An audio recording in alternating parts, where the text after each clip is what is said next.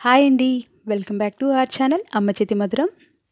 ఇవాల్టి వీడియోలో special recipe చిట్టి చిట్టిగా ఉండే చక్కెరతోటి తయారు చేసుకున్న పాకం గారెలు. ఇవి చాలా టేస్టీగా ఉంటాయి, చాలా సాఫ్ట్గా కూడా ఉంటాయి. ఎలా తయారు చేయాలో చూద్దాము. ఒక కప్పు మినప్పప్పు తీసుకొని 2-3 సార్లు క్లీన్ చేసుకొని 5 నుంచి 6 గంటల వరకు బాగా నానపెట్టుకోవాలి. ఇప్పుడు వీటిని కూడా బాగా క్లీన్ చేసుకున్న తర్వాత మిక్సీలో వేసి సాఫ్ట్గా గ్రైండ్ చేసుకోవాలి. పప్పుని ఎక్కువసేపు నానపెట్టుకుంటే మనం గ్రైండ్ చేసుకునేటప్పుడు తక్కువ వాటర్ తోటే చాలా సాఫ్ట్గా గ్రైండ్ చేసుకోవచ్చు. ఇప్పుడు మిక్సీ జార్లో యాడ్ చేసుకుందాము.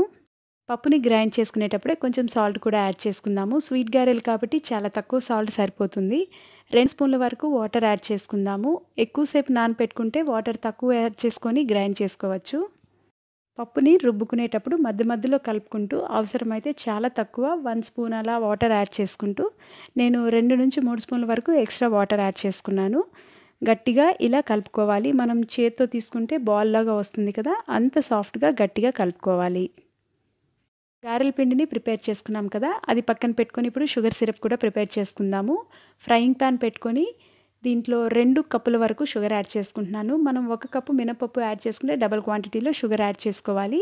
1.5 కప్పు వరకు వాటర్ యాడ్ చేసుకొని చక్కెర మెల్ట్ అవుతున్నప్పుడు ఫ్లేవర్ కోసం ఇలాచీ కూడా యాడ్ చేసుకుందాము, దంచుకున్నది.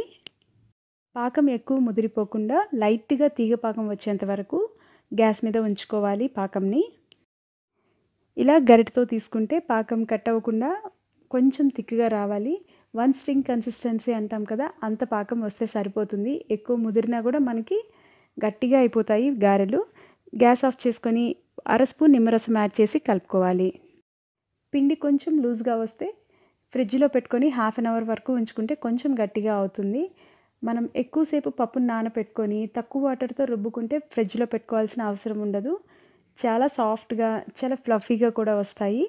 ఇలా చేతిని లైట్గా తడుపుకొని బాల్ లాగా తీసుకొని పిండిని చేత్తోటే ఇలా వడని ప్రిపేర్ చేసుకోవాలి. ఇది 2-3 సార్లు తిప్పినా కూడా షేప్ అవుట్ అవ్వదు. ఇంత పర్ఫెక్ట్గా వస్తాయి మనం పిండిని గట్టిగా సాఫ్ట్గా కలుపుకుంటే. వాళ్ళు ఫ్రై చేసుకుందాము. గ్యాస్ ఆన్ చేసుకొని బాండలు పెట్టుకొని డీప్ ఫ్రైకి సరిపడా ఆయిల్ యాడ్ చేసుకుని ఆయిల్ బాగా వేడెక్కిన తర్వాత గ్యాస్ని మీడియం ఫ్లేమ్లోకి టర్న్ చేసుకోవాలి.